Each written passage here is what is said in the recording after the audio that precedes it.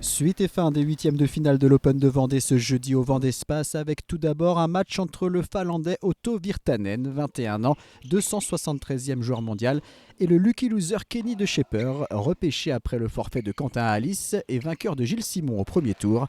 Virtanen domine les débats et maîtrise le match, il remporte le premier set 6-2. C'est un peu plus compliqué dans la deuxième manche, mais face à un Kenny de Schepper qui semble émoussé physiquement, le Finlandais s'impose en 2-7, 6-2, 6-4 après 1h07 de jeu. Le central accueillait ensuite la tête de série numéro 1, le Tchèque Jiří Lehečka, 73e mondial, opposé au Néerlandais Jelle Sels, numéro 173.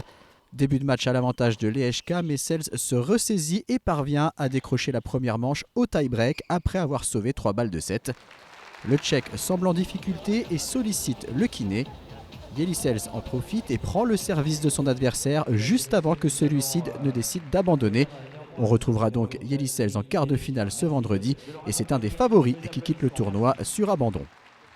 Place ensuite à la rencontre la plus déséquilibrée entre le Canadien Vasek Pospisil, numéro 136, et Jules Marie, issu des qualifications, 529e au classement ATP. Un match bien maîtrisé par le Canadien qui ne laisse pas vraiment d'opportunité aux Français.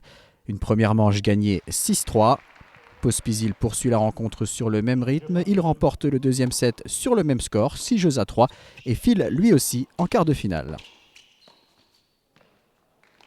Beaucoup d'écart au classement également entre Hugo Gaston, 79e mondial, tête de série numéro 3, et Valentin Royer, issu des qualifications, et 387e à l'ATP.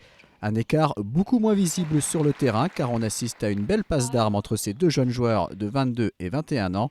Valentin Royer fait plus que bien se défendre face à un Hugo Gaston qui réussit tant bien que mal à remporter la première manche au tie-break. Dans le deuxième set, Royer donne toujours du fil à retordre à Gaston, mais à 4 partout, il se fait prendre son service. Hugo Gaston conclut et remporte ce match 7-6, 6-4. Ça a été un match très compliqué. Valentin a fait un match très solide.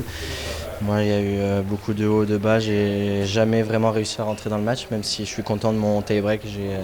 J'ai très bien servi, très bien joué. J'étais beaucoup plus solide, plus agressif. Et sur le dernier jeu, voilà, je me suis dit qu'il fallait que je mette au moins 2 retours d'affilée dans le terrain, chose que je n'ai pas su faire pendant le match. Mais maintenant, je suis content de ce dernier jeu et de m'en sortir en 2-7. Je suis très content, je suis confiant, je sais que je joue bien, mon jeu est en place. Aujourd'hui, ça a été plus compliqué, hein. Valentin n'avait rien à perdre. Donc voilà, c'est toujours difficile de jouer contre des joueurs comme ça. Donc voilà, je suis content de m'en être sorti en 2-7 et ce sera mieux demain.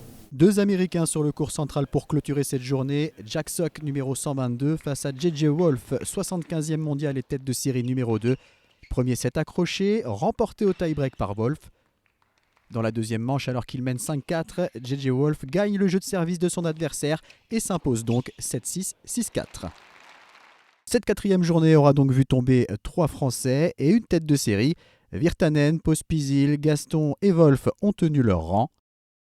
Ce vendredi, place au quart de finale avec tout d'abord Jelle Sels face à Otto Virtanen, puis Jürgen Briand tentera de poursuivre sa belle aventure face à la tête de série numéro 8 Thomas Matchak.